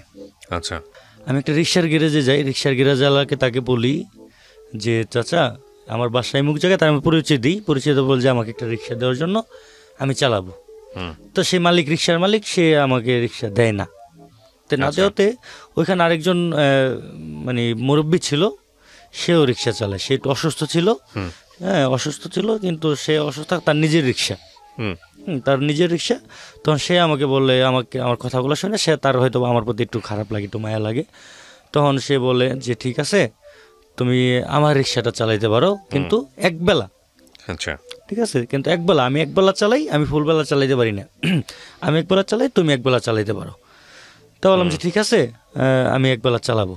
তো আমার বলো যে তুমি কখন চালাবা? আমাকে যে কোনো টাইম দিলেই হয়। তখন কলে যে ঠিক আছে সকালে চালাও। হ্যাঁ, তখন আমি সকালে ফজরে আজানে উঠলে ওইটা নামাজটা পড়ে আমি চলে আসি। হ্যাঁ, যেহেতু রোজার মাস ছিল আরও। হ্যাঁ, প্রথমত রোজা বাসায় থেকে রোজা থাকতাম, মানে চেহারি খাইতাম, চেহারি খাইয়া বেরোইতাম। আমি বাসায় বলতাম যে আমার একটা চাকরি হয়েছে, কোথায় একটা দোকানে চাকরি হয়েছে। হ্যাঁ, আমি দোকানের কথা বলি। তখন বেরোয় যেতাম, বেরোয় এসে আমি এই যে রিক্সা বের করতাম, রিক্সা চালাইতাম। রিক্সা চালায় কোনোভাবে আমি টাকা অনেক মানে ম্যানেজ করি। হ্যাঁ, ম্যানেজ করে কিছু টাকা হইলে পরে আমি বাসায় যাই, আমি আমার আপুর হাতেও মানে কিছু নিয়ে যাই, আর আমার ওয়াইফের জন্য কিছু টাকা, হ্যাঁ কিছু লাগবে, এগুলো নিয়ে যাই। তো এইভাবে আসলে আমি রিক্সাটাও যে বললাম না কখনো করি নাই, যে রিক্সা এইভাবে এটা 4-5 দিন চালাইছি। কিন্তু 4-5 দিন চালানোর পরে আমি আর চালাই পারতেছি না, যেটা আমার দ্বারা সম্ভব হইতেছে না। আপনার ফ্যামিলি থেকে মেনে নিল আপনাদের এই সংসার? হ্যাঁ, আমার ফ্যামিলি থেকেও মেনে নিছে, বাসায় মেনে নিছে, কিন্তু ফ্যামিলি বাসায় লেখাপড়া কি বন্ধ? হ্যাঁ, লেখাপড়া বন্ধ। কিন্তু মেয়ের বাসায় থেকে তাকে ওই যে বললাম না যে রিটার্ন বিয়ে করে, তাদেরকে আর কোনো খোঁজ খবর নেয় না। ঠিক আছে, তুমি তোমার মতো করে নাও, তোমার মতো তোমরা থাকো, আমাদের কোনো নাই। ঠিক আছে, আমাদের কাছে আইসো না, আমরা তোমাদের কাছে যাবো না, এরকম একটা কথা বলে দিছে। তখন 4-5 দিন চালানোর পরে দেখি যে আমার পক্ষে আর সম্ভব হচ্ছে না চালানোটা। হ্যাঁ, সম্ভব হইলেও আমি যার রিক্সাটা চালাইতাম, ঠিক আছে, সে কোনো কারণে তার রিক্সাটা বিক্রি করে ফেলে। ঠিক আছে, বিক্রি করে ফেলে। মাঝখানে আমি 1-2 দিন যাই নাই কি রিক্সা চালাইতে। তাই না যাওয়ার কারণে চিন্তা করছি আমি হয়তো চালাবো না। হ্যাঁ, এই 2 দিন 4-5 দিন চালাই, আমি অসুস্থ হয়ে পড়ছিলাম। তো তার রিক্সাটা বিক্রি করে ফেলে। বিক্রি করার পরে আমি ওই গ্যারেজে যাই, যার পরে আমি তার অন্য একটা রিক্সা চাই, কিন্তু আমাকে রিক্সাটা দেয় না। ঠিক আছে, না দেওয়ার কারণে ওই যে আমার আবার অভাব চলে আসে, ঠিক আছে, অল্প কিছুদিনের কিন্তু আবার অভাব চলে আসে, ঠিক আছে। অভাব আসার কারণে এর ভিতরে আমার ফ্যামিলির তার ফ্যামিলির সাথে মানে আমার ওয়াইফের সাথে যোগাযোগ হয়, ফোনে কথাবার্তা হয়, কিন্তু এটা আমি জানি না। হ্যাঁ, আমি জানি না, কিন্তু এটা কিন্তু সব ফ্যামিলিতেই হয়। দেখবেন যে আসলে কি আমার বোনের উপরে ঘাড়ের উপরে ছিলাম, তো অনেক সময় দেখা গেছে তারা দু একটা কথাবার্তা বলতো, এই কথাটা অবশ্য রিয়া মানতে পারতো না। তোমার না মানা পারার কারণে হয়তো দুটো তর্ক বিতর্ক বা একটা কথাবার্তা হয়, তো এই জিনিসটা ও মানবে না। তো না মানার কারণে ওই যে আমারও কাজ নাই, চাকরি নাই, হ্যাঁ, ওর বাপ মা হয়তো এরকম লজিক দেখাইছে যে দেখ ওই বেকার, কেমনে চলবে, আসতে এই মাত্র 2-3 মাস হয়েছে, এখনই তোকে চালাইতে পারে না, হ্যাঁ, এই ধরনের কিছু কথাবার্তা হয়েছে। আমার মোবাইলে কথা হয়েছে এটা, ঠিক আছে। সেটা হচ্ছে আমার মোবাইলে আবার একটা অটো রেকর্ডিং ছিল, ঠিক আছে। এই একটা রেকর্ডিং আমি পাই, ঠিক আছে, পাওয়ার পর আমি বুঝতে পারি যে ও কথাবার্তা বলে। তখন আমি ওরে মোবাইল দিই না, আর বাসায় মোবাইল দিই না। তো না দেওয়া তো আমার প্রতি ওর আরও একটু রাগ আসে, রাগ আসার পরে ও অন্য কোনো একটা ভাবে বাহির থেকেও কথা বলে ওর ফ্যামিলির সাথে। তখন ছিল সেপ্টেম্বর মাসের 1 তারিখ, আমি ফজরে নামাজ পড়তে যাই, নামাজ পড়ে আসি বাসায় এসে ঘুমাই, ঠিক আছে। ঘুমানোর পর হঠাৎ করে ঘুমিয়ে থেকে ওইটা দেখি যে আমার পাশে ও নাই, মানে রিয়া নাই। তা আমি ভাবলাম যে হয়তো উঠছে হয়তো বাইরে থেকে যেতে পারে। তারপর আমি উঠতাম, ওইটা দেখলাম যে গেট তালা মারা, হ্যাঁ, কিন্তু কেউ নাই। আমি সরাসরি গেলাম, বলো যে না এখানে আসে নাই। তো তখন এখানে আসে না, তখন ওদের বাসার দিকে আমি যাইতেছিলাম, ওই মুহূর্তেই ওর ছোটো বোন ওই রাস্তা দিয়ে আসতেছে। আচ্ছা, হ্যাঁ, আসতেছে। তখন আমি ওকে বললাম যে তোমার বোন তোমাদের বাসায় গেছে? কই না তো ভাই, আপনার বোন তো আপু তো আমাদের বাসায় জানো, তো আপনাদের বাসায়, ওইভাবে বললো। তা আমি বললাম যে না, ও সকালবেলা ঘুমে থেকে ওইটা চলে আসছে। তো ও বললো না আপু, আপু তো আসে না, আমি জানি না। ঠিক আছে, জানো না, ওকে ফাইন। পরে আমি ওই মেয়ের পিছ নিই, মানে আমার ওয়াইফের ছোটো বোনের পিছু নিই। তো পিছন নিলে পরে আমি দেখি যে ও আরেকটা বাসায় ঢুকে। তো ঢুকানোর পর আমিও পিছ আমি ওই বাসায় যাই, যা দোতলায় তো উঠি। ওঠার পরে দেখি যে বাসার মানে গেটের সামনে, মানে ইয়ের সামনে যে ওর জুতা, মানে আমার ওয়াইফের জুতা, ঠিক আছে, দেখে আমি বুঝতে পারি যে ও এখানেই আছে। তখন আমি বাইরে রাস্তার ভিতরে আমি দাঁড়ায় থাকি যে ও কখন নামবে। আমি এমনি ভিতরে যাওকে হয়তো কেউ আমি চিনি না কাউকে, হ্যাঁ, কি বলবো আনতেছে যদি না থাকে। তো আমি এই জিনিসটা দেখার জন্য, যেহেতু ওর ছোটো বোন এই বাসায় ঢুকছে, এই জিনিস দেখার জন্য আমি বাইরে দাঁড়ায় থাকি। সকাল থেকে প্রায় না কিছু খাওয়া দাওয়া না করে, সকালেও খাই নাই, দুপুরেও খাই নাই, 4টা পর্যন্ত এখানে আমি দাঁড়ায় থাকি। দাঁড়ায় থাকার পরে, ঠিক আছে, কোনো একটাভাবে আমি ওইখান থেকে সরে যাই, কোনো একটা কারণে আমি একটু ফাঁকে যাই, ওই সুযোগে তারা ওইখান থেকে চলে যায়। তো চলে যাওয়ার পরে মানে আমি অনেক খোঁজ করি, এরপরে আমি আর তাদের কোনো খোঁজ পাই না। আমি প্রায় 4 থেকে 5 দিন পরে আমি তাদের বাসায়, ঠিক আছে, তারা এর ভিতরে কি করে বাসাটা চেঞ্জ করে ফেলছে আমি জানি, ওই বাসা চিনি না। হ্যাঁ, আমি আবার খোঁজ করতে করতে তাদের ওই নতুন বাসাটা আমি দেখি, নতুন বাসাটার সামনে আমি যাই। যার পরে আমি মানে একটা ইয়ের ভিতরে থাকি যে কখন বাসায় থেকে তার ফ্যামিলির যে গার্ডেনগুলো আছে, বাবা মা কখন বেরোলে পরে আমি বাসায় ঢুকবো। তখন বাসায় থেকে ওর আব্বু বেরোলে পরে আমি বাসায় ঢুকলে পরে দেখি যে হ্যাঁ, ওই বাসার ভিতরেই মানে রিয়া আছে, ঠিক আছে। তখন আমি রিয়ার আছে, আমি বাসায় ঢোকার পরেও আমাকে দেখে একটু ই করলো আর কি, হ্যাঁ, একটু আন্তরিকতা দেখার পরে বললো যে দেখো, কেউ যদি আসলে দেখলে কিন্তু ঝামেলা হইব, তুমি যাও গা। তো আমি বললাম যে আমি যাবো কেন, তুমি কেন আসছো, তুমি এখানে আমার না বলে কেন আসছো? কয় যে আসছি, যে কোনো আমার আছে, সমস্যা হয়েছে, আমি আয় পড়ছি। কী সমস্যা হয়েছে, ঠিক আছে। এক পর্যায়ে ওর সাথে আমার সাথে একটা তর্ক বিতর্কের দিকে চলে গেল। তর্ক বিতর্ক থেকে পরেও আমাকে মানে এইভাবে বললো ডিরেক্টলি যে, মানে আমরা অনেকেই এই কথাগুলো বলি যে আসলে অভাব থাকলে পরে ভালোবাসা জানলাতে পালা, একটা কথা আছে, ঠিক ও সেম কথাটাও আমাকে বললো যে আসলে ভালোবাসাতে পেট ভরে না, যখন নাকি সংসারে অভাব পড়ে ভালোবাসাটা আপনি দরজা চিরে। কতদিন পরের ঘটনা এটা? বিয়ের 3 মাস পরে। বিয়ের 3 মাস পরে। তারপর হ্যাঁ, যখন এই কথাটা বললো, তখন আমি জিনিসটা আসলে বুঝতে পারলাম যে হ্যাঁ, বিষয়টা এরকমটাই। তারপর আমি ওকে অনেক বোঝাই, অনেক চেষ্টা করি, হ্যাঁ, যে বললাম যে দেখো তুমি তো আমার বিষয়গুলো জানো, শুরু থেকে শেষ পর্যন্ত তুমি ছিলা, ঠিক আছে, তুমি দেখছো আমার বিষয়টা, হ্যাঁ, তো তুমি যদি আমার পাশে এখন না থাকো তাহলে আমি কেমনে কি করব। এবং অনেক বোঝাই, হ্যাঁ, কিন্তু কোনোভাবে বুঝ মানে না। ঠিক ওই মুহূর্তে ওর বাবা চলে আসে। তখন ওর বাবা চলে আসে, তো ওর বাবা আমাকে দেখে ওরকমভাবে করে না, ও আবার বাসায় থেকে চলে যায়। তখন আমাকে বললো যে তুমি যাও, নিচে যাও, আব্বুর সাথে কথা বলো, যদি আব্বুরা যদি আমাকে দেয় তাহলে আমি যাব। তখন আমি নিচে নামি, নিচে যে আমি তার আব্বুর সাথে কথা বলি। তো তার আব্বু খুব ভালো লোক ছিল আলহামদুলিল্লাহ। তো সেও আমাকে খুব ভালো কথা বলে। তো বললো যে ঠিক আছে, আমি চেষ্টা করব, ঠিক আছে, আমি চেষ্টা করব যেন তোমার কাছে ওরে দেওয়া যায়। তো ঠিক আছে বল, আমি আলহামদুলিল্লাহ এটা শুনে আমি খুব খুশি হইলাম। খুশি হয়ে আমি ওখান থেকে চলে আসলাম। চলে আসার পরে তার পরের দিন যখন আবার গেছি, ঠিক আছে, তখন ওর আম্মু ছিল বাসায়, ঠিক আছে, ওর আম্মু ছিল। তখন ও আমাকে বারান্দা বলে আর কি, দোতলায় বাসা, তো বারান্দায় আমি নিচে। তখন আমার ওর বারান্দায় থেকে আমাকে দেখা যাচ্ছে, ঠিক আছে। তখন আমি ওর ইশারা দিলাম। তখন ইশারা দিতে যখন দেখছি ও আমাকে মানে একটা কথা বলে, মানে যে কথাটার জন্য আসলে মানে একদমই প্রস্তুত ছিলাম না। তখন ও আমাকে বললে যে এইদিকে তাকায় লাভ নাই, ঠিক আছে, এদিকে আর তাকায়েন না, হ্যাঁ, মানে এইভাবে একটা একটু ইমাইরাও আমাকে কথাটা বলে, ঠিক আছে। ওমা যখন এই কথাটা বলছে তখন আমার তো মাথায় আসলে একদম মানে আসমান ভেঙে পড়ছে, এরকম একটা অবস্থা হয়েছে যে আসলে কার জন্য আমি কি করলাম। আমি ওইখান থেকে আমি এবার একটু সংক্ষিপ্ত করতে চাই, আমি কয়েকটা স্পেসিফিক কোশ্চেন করতে চাই আপনাকে। আমার ঘটনার যে জায়গাটায় আপনি আছেন, আপনি যেই সময়টার ঘটনা, মানে সেই যে সময়টার গল্প বলছেন, এটা কত সালে? এটা হচ্ছে 2010 সালে, আরো 10 বছর আগে। আপনাদের সংসারটা আছে না ভেঙে গেছে? না, আমাদের সংসারটা ভেঙে গেছে। সংসারটা ভেঙেছে কত সালে? 10ই ভেঙে গেছে। সংসার কত দিনের ছিল? 3 মাসের ছিল। 3 মাসের ছিল। এরপর আর মেয়েটা ব্যাক করেনি, মেয়েটা ডিভোর্স দিয়ে দিয়েছে আপনাকে। আচ্ছা, এরপর আপনি বিয়ে শাদী করেছেন? জি, এরপর আমি বিয়ে। আচ্ছা, ওই জীবন আমি নাই বা গেলাম। আমি আপনাকে শুধু একটা কোশ্চেন করি যে আপনি গল্পটা আজকে কেন রেডিওতে বলতে এসছেন? তো 11 বছর আগের গল্প।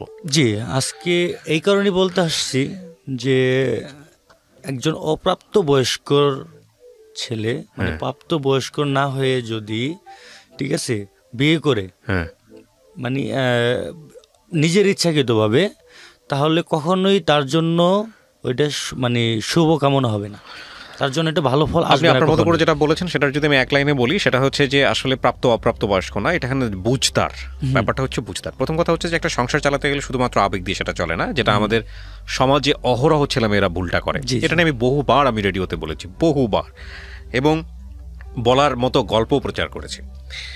আজকে আপনি যে গল্পটা এখানে বলে গেলেন, সেই গল্পের এই যে 1 ঘন্টা যাবত আমরা শুনছি, এটা একতরফা আপনার বলা, এবং এই একতরফা বলার মধ্যে কিন্তু আমাদের যে সবচেয়ে বড় দুর্বলতাটা, মানুষ যখন নিজের গল্পটা বলে তখন নিজেকে সাধু সাজায়। আজকে যার সাথে আপনার এই সম্পর্কটা ছিল, তাকে যদি এসে বসাতাম এখানে, সেও আপনার বিরুদ্ধে 100টা অভিযোগ করতে পারত। জি জি জি। তো সেই জায়গাটা থেকে আমরা বরং কে অপরাধী, কে ভুল করেছে, কে করেনি, সেটা বরং নাই বা দেখি। আপনি আরও বলতে চাইলে হয়তো বা তার সম্পর্কে আরও 2-3টা ঘটনা বলতেন যেটা আপনার সঙ্গে খুব খারাপ করা হয়েছে। আমি সেই জায়গাটায় আর যেতে চাই না। আমি বটম অফ দ্য স্টোরি যেটা পেয়েছি সেটা হলো যে আপনি বুঝতে পেরেছেন যে অপ্রাপ্ত বয়স্ক অবস্থায় কাজটা করা আপনার ঠিক হয়নি। না, প্রাপ্ত বয়স্ক অবস্থায় কাজ করেও অনেক সময় এই ভুলটা হয়, এই ধরনের ঘটনাগুলো ঘটে। আমি মনে করি যে সংসারে যাওয়ার আগে পুরোপুরি একটা ব্রেন স্টর্মিং করে যাওয়া উচিত। কেন যাওয়া উচিত?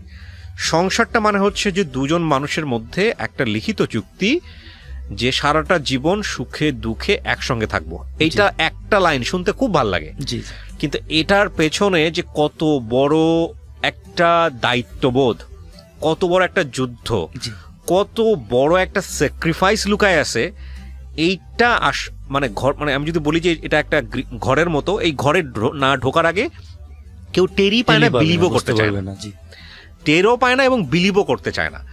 তো আমি এই গল্পের মাধ্যমে শুধু একটা কথাই বলতে চাই যে প্রেম করেন, ভালোবাসেন, যেটা করেন করেন, কোনো সমস্যা নাই। অবশ্যই সমস্যা আছে, রিলিজিয়াস পার্সপেক্টিভ থেকে তো ডেফিনেটলি সমস্যা আছে, এবং প্রেম করলেও প্রেমের যদি ব্যালেন্স না থাকে সেটাতেও সমস্যা আছে। তবে সমস্যা আরও প্রকট হয়ে যাবে যদি আপনি সেই জায়গাটার থেকে একটা পরিপূর্ণ রূপ দিতে চান, এবং সেই রূপ দেওয়ার মতো যদি ক্ষমতা আপনার না থাকে, আপনি যদি ধর্মীয়ভাবেও যান, ধর্মে আমাদের বলা হয়েছে তোমার যদি সামর্থ্য থাকে তাহলে বিয়ে করো, আর না হলে রোজা রাখো। জি জি, রাইট।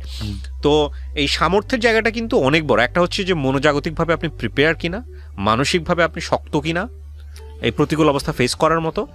আরেকটা হচ্ছে যে অভাব যখন আসবে, এই যে বাংলা সিনেমার মতো না কিন্তু, যে একবেলা খাবো, ভাগাভাগি করে নিব, অমুক করব তমুক করব, এগুলো না কিন্তু সংসার। এটা হয় না, এটা অন্য জিনিস। এটা আমি দেখছি, আমি নিজে ফেস করছি, তো কোনোভাবে পসিবল হয় না। এবং এই স্যাক্রিফাইসটা যে অনেকের কাছে খুব হাস্যকর মনে হবে, বাট সত্য। মানে ওই যে বলে না যে এত কাছে এসো না যত কাছে আসলে নিজের শরীরের দুর্গন্ধটুকু টের না পাওয়া যায়। জি, এই জন্যেই যে কোনো সম্পর্ক সুস্থ রাখতে হলে একটা নিরাপদ দূরত্ব রাখা উচিত। মজার বিষয় বলি, খুব ছোট ছোট উদাহরণ, যেমন দেবেন যে মানুষটা আপনার সামনে খুব সেজে গুজে পরিপাটি করে আসতেছে, যখন আপনি প্রেম করতেছেন, ওই মানুষটা সবসময় আপনার সামনে সাজুগুজু করে থাকবে না ঘরের মধ্যে।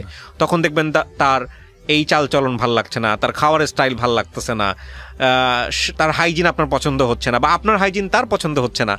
এই যে ব্যাপার, দুজন মানুষ মিলে একটা বাথরুম শেয়ার করা, দুজন মানুষ মিলে একটা বেড শেয়ার করা, ফ্যান্টাসি না খুব একটা, ফ্যান্টাসির একটা মারাত্মক রকমের উইকনেস আমি বলি। ফ্যান্টাসি মানে হচ্ছে হলো শর্ট চার্জের মতো, মানে এটা খুব সংক্ষিপ্ত সময়ে খুব দ্রুত চার্জ হয়, জি জি, আবার খুব ডিসচার্জও হয় খুব দ্রুত।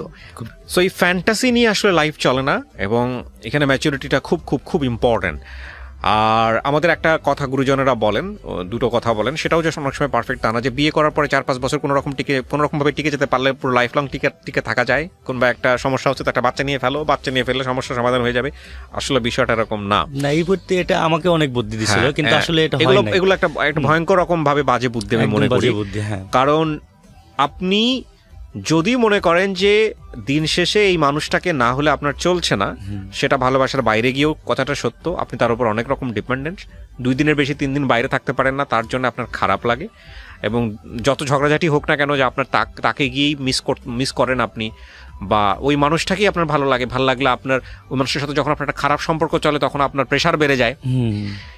এবং এই যে ব্যাপারটা, এটা যদি 2-3-4 বছর পরেও আপনার হয়, তার মানে বুঝতে হবে যে একটা মারাত্মক রকমের ডিপেন্ডেন্সি আছে, এবং এই ডিপেন্ডেন্সি নিয়ে লাইফ লং রান করা যায় যদি মেজর কোনো ফল্ট চোখে না পড়ে। আসলে যে কথাগুলো বলতেছে সেগুলা যে আসলে মানে কারো কাছ থেকে জেনে বলতেছে বিষয়টা এরকম না, কারণ আমিও ম্যারিড। সো আমার অভিজ্ঞতা বন্ধুদের কাছ থেকে শোনার সমস্ত কিছু জায়গা থেকে আসলে শেয়ার করে রেডিওতে। তো আমার মনে হয় যে বিশেষ করে টিনেজ যারা আছেন তাদের তো বিয়ে করাই উচিত না রাষ্ট্রীয় আইন অনুযায়ী 18 বছর প্রাপ্তবয়স্ক না হলে। আর দ্বিতীয় কথা হচ্ছে যে বিয়েটা একটা জীবন যুদ্ধ, এবং ডেফিনেটলি সেটা ক্যারি করার মতো স্ট্রেংথ আপনার আছে কিনা মানসিকভাবে, একই সাথে ফিজিক্যালি যদি বলি সেটা হচ্ছে ফিজিক্যাল বলতে শারীরিকভাবে আপনারা যদি সায়েন্সের জায়গা থেকে বলেন, that's a different case, but ওইটাই শুধুমাত্র কেস না একটা সংসার রান করার ক্ষেত্রে, but it's a very important case. কিন্তু ভিজিবল, লাইক অর্থ আছে কিনা, যেটা বলেছে যে অর্থ না থাকলে ভালোবাসা জানলা দিয়ে পালা যায়, দরজা দিয়ে পালা যায়, অনেক সময় ছাদ ফুড়েও উপর দিকে উঠে পালিয়ে যায়, এরকম কথা আছে অনেকে বলে, যেমন আমারটা এরকমই হয়েছে। তো এই জিনিসগুলো কিন্তু খুব ইম্পর্টেন্ট। রিক্সা চালিয়েছেন অনেকেই, যে এরকম লাইফ ফেস করে একটা সময় গিয়ে